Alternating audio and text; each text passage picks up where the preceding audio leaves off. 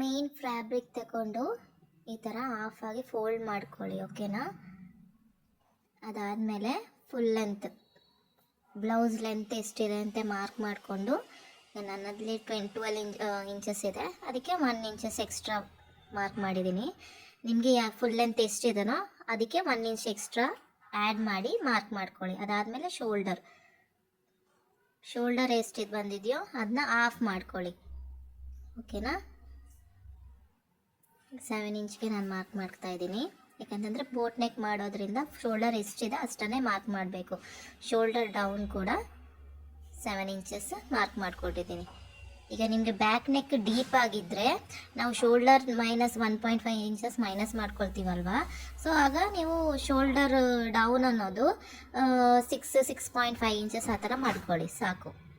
Chest 1/4 ಮಾಡ್ಕೊಳ್ಳಿ. Chest round ಎಷ್ಟಿದೆ ಅದನ್ನು ಮಾರ್ಕ್ ಮಾಡಿಕೊಂಡು 2 ಇಂಚಸ್ ಎಕ್ಸ್ಟ್ರಾ ಸೀಮ್ ಅಲೌನ್ಸ್ಗೋಸ್ಕರ ಎಕ್ಸ್ಟ್ರಾ ಮಾರ್ಕ್ ಮಾಡ್ಕೊಳ್ಳಿ. ಅದಾದಮೇಲೆ ವೇಸ್ಟ್ ರೌಂಡ್ ಎಷ್ಟಿದೆಯೋ ಅದನ್ನು 1/4 ಮಾಡ್ಕೋಬೇಕು. ವೇಸ್ಟ್ ರೌಂಡ್ನು 1/4 ಮಾಡಿ ಅದನ್ನು ಫಸ್ಟ್ ಮಾರ್ಕ್ ಮಾಡಿಕೊಂಡು ಸ್ಟ್ರೈಟ್ ಲೈನ್ ಹಾಕಿ. ಅದಾದಮೇಲೆ ಒಂದು 2 ಇಂಚಸ್ ಎಕ್ಸ್ಟ್ರಾ ಸೀಮ್ ಅಲೌನ್ಸ್ಗೋಸ್ಕರ 2 ಇಂಚಸ್ ಎಕ್ಸ್ಟ್ರಾ. ಅದಾದಮೇಲೆ ಒಂದೊಂದು 1 ಇಂಚಸ್ ಆ ಥರ ನಾನು ಎಕ್ಸ್ಟ್ರಾ ತಗೊಂಡಿದ್ದೀನಿ. ಈಗ 30-31 ಸೈಜೇ ಅಲ್ವಾ, ಅದಕ್ಕೋಸ್ಕರ 1 ಇಂಚ್ ತಗೊಂಡಿದ್ದೀನಿ. ಒಂದು ವೇಳೆ ನಿಮ್ಮದು 35ಕ್ಕಿಂತ ಜಾಸ್ತಿ ಇದೆ ಚೆಸ್ಟ್ ರೌಂಡ್ ಅಂದರೆ ನೀವು ಒಂದು 2 ಇಂಚಸ್ ಆ ಥರ ಎಕ್ಸ್ಟ್ರಾ ಅನ್ನೋದು ತೆಕ್ಕೊಳ್ಳಿ ಕ್ಲಾತ್, ಓಕೆನಾ. ಈಗ ಕ್ರಾಸ್ ಆಗಿ ಮಾರ್ಕ್ ಮಾಡ್ಕೊಳ್ಳಿ. ಈಗ 2 ಇಂಚಸ್ ಇದೆ ಮಾರ್ಕ್ ಇದೆ ಅಲ್ವಾ, ಅದನ್ನ ಜಾಯಿಂಟ್ ಮಾಡ್ಕೊಳ್ಳಿ. ಅದಾದಮೇಲೆ ಆರ್ಮ್ ಹೋಲ್ ಕರ್ವ್,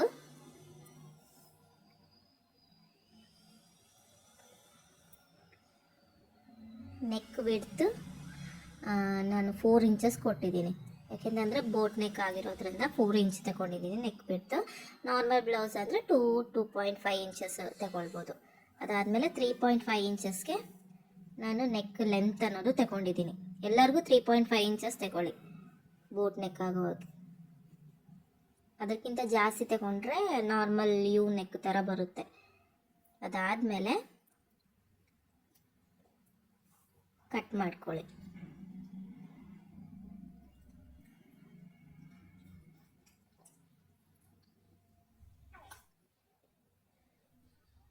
ನೀಟಾಗಿ ನೆಕ್ ಕೂಡ ಅಷ್ಟೇ ಆ ಕಡೆ ಈ ಕಡೆ ಆಗದೇ ಇರೋ ಹಾಗೆ ನೀಟಾಗಿ ಕಟ್ ಮಾಡ್ಕೊಳ್ಳಿ.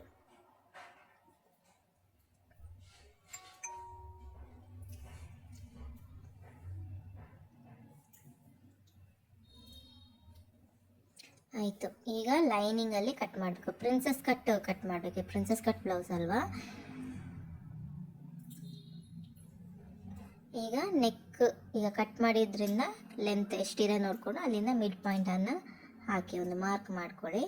ಅದಾದಮೇಲೆ 3 ಇಂಚ್ಗೆ ಒಂದು ಲೈನನ್ನು ಹಾಕಿ ಜಸ್ಟ್. ಅದಾದಮೇಲೆ ಕೆಳಗೆ ಸ್ಟ್ರೈಟ್ ಲೈನ್ ಹಾಕಿ ಕ್ರಾಸ್ ಆಗಿ ಪ್ರಿನ್ಸಸ್ ಲೈನನ್ನು ಹಾಕಿ ಜಾಯಿಂಟ್ ಮಾಡಿ ಕರ್ವ್ ಆಗಿ. ಅದಾದಮೇಲೆ ಇಲ್ಲಿ ನಾನು 1.5 ಇಂಚಸ್ ತಗೊಂಡಿದ್ದೀನಿ. ನಿಮಗೆ ಹೆವಿ ಚೆಸ್ಟ್ ಆದರೆ 2 ಇಂಚಸ್ ವಿಡ್ತ್ ಅನ್ನೋದು ತಗೊಳ್ಬೋದು. ಅದಾದಮೇಲೆ ಶೇಪ್ ಕೊಟ್ಟು ಪ್ರಿನ್ಸಸ್ ಲೈನನ್ನು ಜಾಯಿಂಟ್ ಮಾಡ್ಕೊಳ್ಳಿ.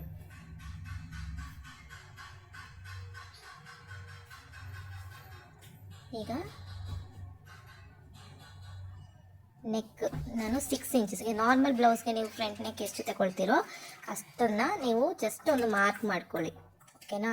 ಅಷ್ಟು ನೆಟ್ಟಗೆ ಕಾಣೋ ಥರ ಹಾಗೆ ಮಡಗಿ. ಅದಾದಮೇಲೆ ಬಾಕಿರೋದು ಲೈನಿಂಗನ್ನು ಅಟ್ಯಾಚ್ ಮಾಡಲಿಕ್ಕೋಸ್ಕರ ಈಗ ಜಸ್ಟ್ ಬಾಕಿರೋದೆಲ್ಲ ಒಂದು ಲೈನ್ ಹಾಕಿ ಔಟ್ಲೈನ್ ಹಾಕಿ ಮಡಗಿ. ಅದಾದಮೇಲೆ ನಿಮ್ಮ ನೆಕ್ ಎಲ್ಲಿಗೆ ನೀವು 6 ಇಂಚಸ್ ಬಂದು ಅಲ್ಲಿ ಒಂದು ಸ್ವಲ್ಪ ಒಂದು ಮಾರ್ಕನ್ನು ಮಾಡಿ. ಅದಾದಮೇಲೆ ಅಲ್ಲಿಂದ ಒಂದು ಹಾರ್ಟ್ ಶೇಪ್ ಕೊಟ್ಬೇಡಿ. ಪ್ರಿನ್ಸಸ್ ಲೈನ್ ಎಲ್ಲಿಗೆ ಜಾಯಿಂಟ್ ಆಗ ಅಲ್ಲಿ ತನಕ ಹಾರ್ಟ್ ಶೇಪ್ ಕೊಟ್ಟು ಅದನ್ನ ಕಟ್ ಮಾಡಿದರೆ ಆಯಿತು.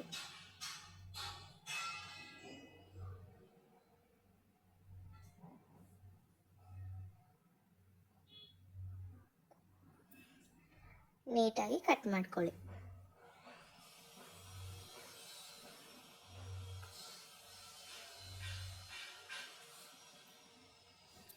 ಈಗ ಫ್ರಂಟ್ ಪಾರ್ಟ್ ಆಯಿತು. ಈಗ ಫ್ರಂಟ್ ಪಾರ್ಟ್ ಪ್ರಿನ್ಸೆಸ್ ಕಟ್ ಇದೆ ಅಲ್ವಾ, ಅದನ್ನೂ ಕಟ್ ಮಾಡಬೇಕು. ಈಗ ಓಪನ್ ಮಾಡಿದರೆ ಈ ಥರ ಇರುತ್ತೆ.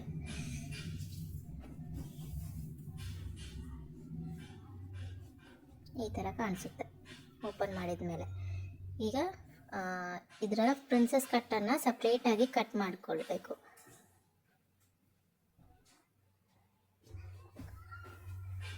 ನೀಟಾಗಿ ಆ ಕಡೆ ಈ ಕಡೆ ಆಗೋದೇ ಇರೋ ಹಾಗೆ ನೀಟಾಗಿ ಫೋಲ್ಡ್ ಮಾಡಿಕೊಂಡು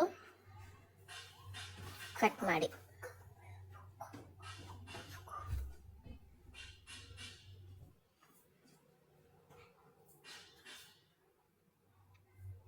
ಆಯಿತು. ಈಗ ಇದು ಕೂಡ ಫೋಲ್ಡ್ ಮಾಡಿಕೊಂಡು ನೀಟಾಗಿ ಲೈನ್ ಹೇಗೆ ಬರುತ್ತೋ ಸೇಮ್ ಅದೇ ಥರ ಕಟ್ ಮಾಡ್ಕೊಳ್ಳಿ. ಪ್ರಿನ್ಸೆಸ್ ಲೈನನ್ನು ಕಟ್ ಮಾಡ್ಕೊಳ್ಳಿ ಲೈನಿಂಗಲ್ಲಿ.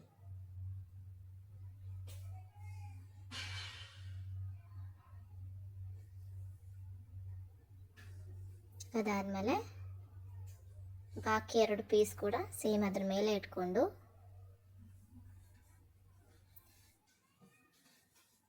ಎಕ್ಸ್ಟ್ರಾ ಬಂದಿರೋ ಫ್ಯಾಬ್ರಿಕನ್ನು ಕೂಡ ಕಟ್ ಮಾಡಿ ತೆಗೆದುಬಿಡಿ. ಈಗ ಓಪನ್ ಮಾಡಿದ್ರೆ ಈ ಥರ ಬರುತ್ತೆ.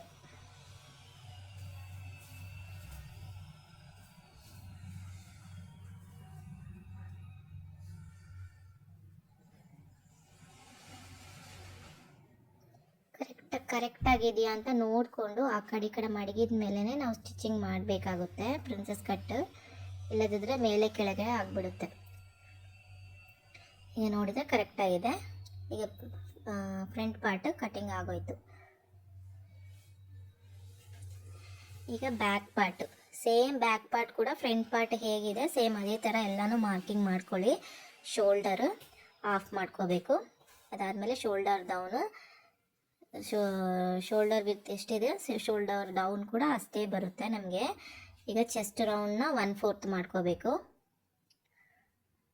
ಚೆಸ್ಟ್ ರೌಂಡ್ನ 1/4 ಮಾಡಿ 4 ಭಾಗ ಮಾಡಿಕೊಂಡು ಮಾರ್ಕಿಂಗ್ ಮಾಡಿಕೊಂಡು ಒಂದು 2 ಇಂಚು ಎಕ್ಸ್ಟ್ರಾ ಸೀಮ್ ಅಲವೆನ್ಸ್ಗೋಸ್ಕರ ಮಾರ್ಕಿಂಗ್ ಮಾಡಬೇಕು. ನಾವು ಫ್ರಂಟ್ ಪಾರ್ಟ್ ಹೇಗೆ ಮಾರ್ಕಿಂಗ್ ಮಾಡಿದ್ವೋ ಸೇಮ್ ಬ್ಯಾಕ್ ಪಾರ್ಟ್ ಕೂಡ ಸೇಮ್ ಅದೇ ಥರ ಇರುತ್ತೆ. 1/2 ಇಂಚಸ್ ಎಕ್ಸ್ಟ್ರಾ ಫಸ್ಟ್ ಮಾರ್ಕ್ ಮಾಡ್ಕೊಳ್ಳಿ. ನೀವು 1/2 ಇಂಚ್ ಮಾರ್ಕ್ ಮಾಡಿ ಆದಮೇಲೆ ನೀವು ಬ್ಲೌಸ್ ಮಾರ್ಕಿಂಗ್ ಮಾಡಿದ್ರೆ ಆಯಿತು. ಅದಾದಮೇಲೆ ವೇಸ್ಟ್ ರೌಂಡ್ ಕೂಡ 4 ಭಾಗ ಮಾಡಿಕೊಂಡು 1/4 ಮಾಡ್ಕೋಬೇಕು. ಎಷ್ಟು ಬಂದಿದೆಯೋ ವೇಸ್ಟ್ ರೌಂಡ್ ಎಷ್ಟಿದೆಯೋ ಅದನ್ನ 1/4 ಮಾಡಿಕೊಂಡು ಅದನ್ನ ಕೂಡ ಮಾರ್ಕಿಂಗ್ ಮಾಡ್ಕೊಳ್ಳಿ. ನೀಟಾಗಿ ಮಾರ್ಕಿಂಗ್ ಮಾಡ್ಕೊಳ್ಳಿ. ಅದಾದಮೇಲೆ 2 ಇಂಚಸ್ ಎಕ್ಸ್ಟ್ರಾ, ಅದಾದಮೇಲೆ 1 ಇಂಚ್ ಕೂಡ ಎಕ್ಸ್ಟ್ರಾ ಮಾರ್ಕ್ ಮಾಡಿಕೊಂಡು ಸೈಡ್ ಜಾಯಿಂಟ್ ಕೊಟ್ಬಿಡಿ.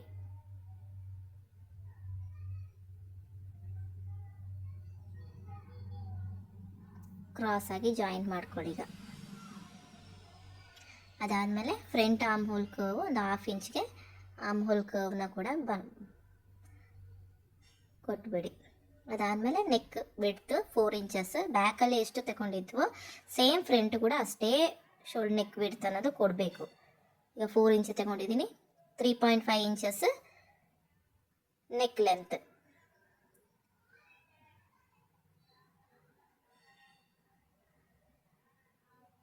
ಈಗ ಸ್ಕೇಲ್ ಮಾಡಿಕೊಂಡು ಶೇಪ್ ಕೊಟ್ಬಿಡಿ, ಫ್ರಂಟ್ ನೆಕ್ ಶೇಪ್ ನೀಟಾಗಿ.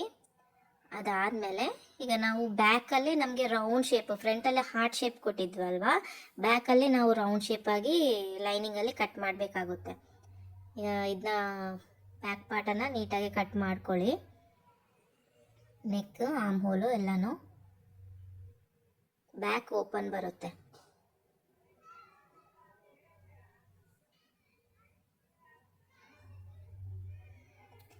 ಆಯಿತು.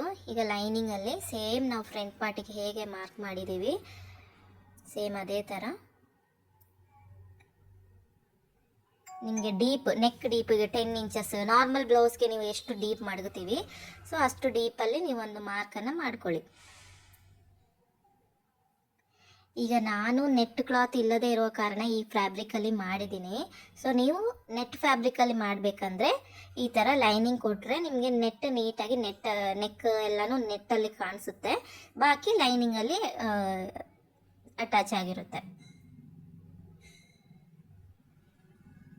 ಈಗ ಡೈರೆಕ್ಟಾಗಿ ನೋಡಿದರೆ ಮಾತ್ರ ನಮಗೆ ಇದರಲ್ಲಿ ಕರೆಕ್ಟಾಗಿ ಕಾಣಿಸ್ತಾ ಇರೋದು, ಕ್ಯಾಮ್ರಾದಲ್ಲಿ ಕಾಣಿಸ್ತಾ ಇಲ್ಲ ನೆಟ್ ಆ ಥರ. ಸೊ ನೀವು ನೆಟ್ ಫ್ಯಾಬ್ರಿಕಲ್ಲಿ ಸ್ಟಿಚಿಂಗ್ ಮಾಡಿದ್ರೆ ನೀಟಾಗಿ ಕಾಣಿಸುತ್ತೆ. ಈಗ ಕರ್ವ್ ಆಗಿ ಮಾರ್ಕ್ ಮಾಡಿದ ತಕ್ಷಣ ಕಟ್ ಮಾಡ್ಕೊಳ್ಳಿ.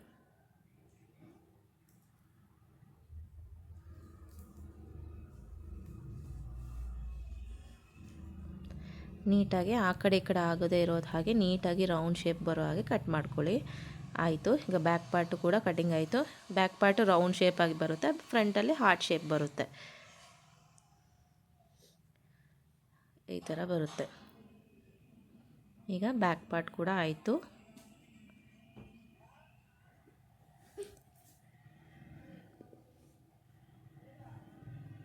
ಈಗ ಆರ್ಮ್ ಹೋಲ್ ರೌಂಡ್ ಎಷ್ಟಿದೆ ಅಂತ ಚೆಕ್ ಮಾಡ್ಕೊಳ್ಳಿ ಫಸ್ಟ್. ಈಗ 9.5 ಇಂಚಸ್ ಬಂದಿದೆ, ಒಬ್ರೊಬ್ರಿಗೆ 10 ಇಂಚಸ್ ಆ ಥರ ಬರುತ್ತೆ ದೊಡ್ಡ ಸೈಜ್ ಆಗಿದ್ದರೆ. ಈಗ ಸ್ಲೀವ್ಗೋಸ್ಕರ ಸ್ಲೀವ್ ಫ್ಯಾಬ್ರಿಕ್ನ 4 ಫೋಲ್ಡ್ ಮಾಡ್ಕೊಳ್ಳಿ.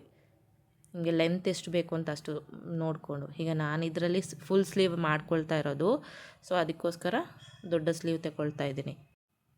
ನಿಮಗೆ ಸಣ್ಣ ಸ್ಲೀವ್ ಬೇಕು ಅಂತಂದರೆ ಬಾಕಿ ಎಷ್ಟು ಉಳಿದಿರುವ ಕ್ಲಾತಲ್ಲಿ ನೀವು ಸ್ಮಾಲ್ ಸ್ಲೀವ್ ಅನ್ನೋದು ಕಟ್ ಮಾಡ್ಕೋಬೋದು. ಈಗ ನಾನು ಫುಲ್ ಸ್ಲೀವ್ ಅನ್ನೋದು ಕಟ್ ಮಾಡೋದು ಹೇಗೆ ಅಂತ ತೋರಿಸ್ತೀನಿ. ಈಗ 4 ಫೋಲ್ಡ್ ಮಾಡ್ಕೊಳ್ಳಿ, ಓಕೆನಾ. ಅದಾದಮೇಲೆ ವಿಡ್ತ್ ಈಗ ನನಗೆ 9.5 ಇಂಚಸ್ ಬಂದಿದೆ ಅಲ್ವಾ, ಸೇಮ್ 9.5 ಇಂಚಸ್ ಮಾರ್ಕ್ ಮಾಡ್ಕೊಳ್ಳಿ. ಇಲ್ಲ ಅಂತಂದರೆ ನಿಮಗೆ 10 ಬಂದರೆ 10 ಮಾಡ್ಕೊಳ್ಳಿ. ಈಗ ಲೆಂತ್ 20 ಆ ಥರ ಇದೆ. ಈಗ ಸ್ಲೀವ್ ರೌಂಡ್ ಎಷ್ಟು ಬಂದಿದೆಯೋ ಆ ಸ್ಲೀವ್ ರೌಂಡನ್ನು ಮಾರ್ಕ್ ಮಾಡ್ಕೊಳ್ಳಿ. ನೀವು ಸಣ್ಣ ಸ್ಲೀವ್ ಅಂದರೂ ಹಾಗೆ ಲೆಂತ್ ತಗೊಂಡು ಸ್ಲೀವ್ ರೌಂಡ್ ಎಷ್ಟಿದೆ ಮಾರ್ಕ್ ಮಾಡಿಕೊಂಡು 2 ಇಂಚಸ್ ಎಕ್ಸ್ಟ್ರಾ ಮಾರ್ಕ್ ಮಾಡ್ಕೊಳ್ಳಿ. ಅದಾದಮೇಲೆ ಕ್ರಾಸಾಗಿ ಜಾಯಿಂಟ್ ಮಾಡ್ಕೊಳ್ಳಿ. 3 ಇಂಚಸ್ ಸ್ಲೀವ್ ಡೆಪ್ತ್, ಅದಾದಮೇಲೆ ಕ್ರಾಸಾಗಿ ಮಾರ್ಕ್ ಮಾಡ್ಕೊಳ್ಳಿ.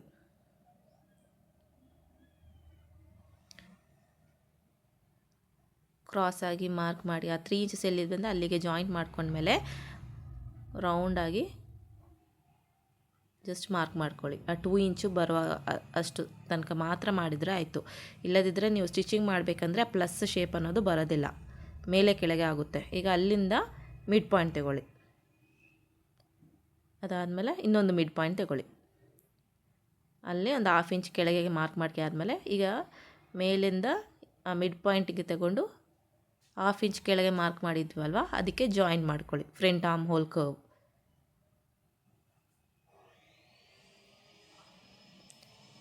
ಈಗ ನೀಟಾಗಿ ಮಾರ್ಕ್ ಮಾಡ್ಕೊಂಡು ಕಟ್ ಮಾಡ್ಕೊಳ್ಳಿ.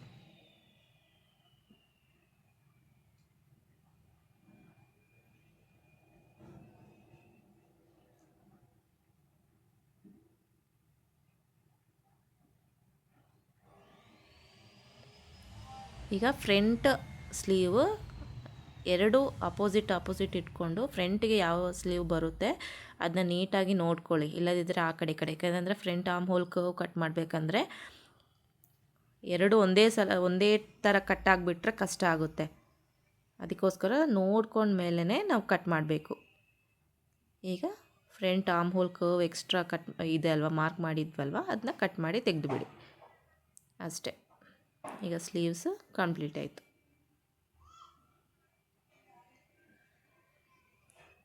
ಆದಮೇಲೆ ಒಂದು ಸಲ ಈಗ ತಿರುಗಿಸಿ ನೋಡಿ ಸ್ಲೀವ್ ಆರ್ಮ್ ಹೋಲ್ ಕರ್ವ್ ಅನ್ನೋದು ಕರೆಕ್ಟಾಗಿ ಬಂದಿದೆಯಾ ಅಂತ. ಆಯಿತು, ಸ್ಲೀವ್ ಅನ್ನೋದು ಕಟ್ಟಿಂಗ್ ಆಯಿತು. ಈಗ ಕ್ರಾಸ್ ಪೀಸ್ ಕಟ್ ಮಾಡ್ಕೊಳ್ಳಿ. ಈಗ ಮಿಗಿಲಿನ ಕ್ಲಾತಲ್ಲಿ 1 ಇಂಚ್ ಆಗೋಷ್ಟರಲ್ಲಿ ಬಾಕಿ ಜಾಸ್ತಿ ಆದರೆ ನಾವು ಕಟ್ ಮಾಡ್ಬೋದು ಸ್ಟಿಚಿಂಗ್ ಮಾಡುವಾಗ. ಈಗ ನಾರ್ಮಲಾಗಿ ಒಂದು 1 ಇಂಚ್ ಬಿಟ್ಟು ಆಗೋ ಹಾಗೆ ಒಂದು ಕ್ರಾಸ್ ಪೀಸನ್ನು ಕ್ರಾಸ್ ಆಗಿ ಕ್ಲಾತನ್ನು ಕಟ್ ಮಾಡ್ಕೊಳ್ಳಿ. ನೆಕ್ಗೆಗೋಸ್ಕರ ಬೇಕದು.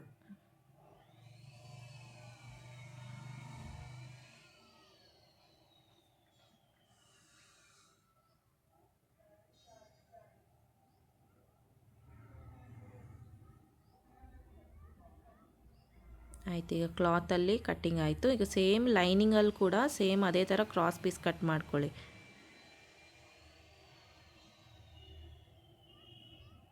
ಬಾಕಿ ಲೈನಿಂಗ್ ಇದೆ ಅಲ್ವಾ, ಅದರಲ್ಲೂ ಒಂದು 4-5 ಪೀಸಸ್ ಕಟ್ ಮಾಡ್ಕೊಳ್ಳಿ.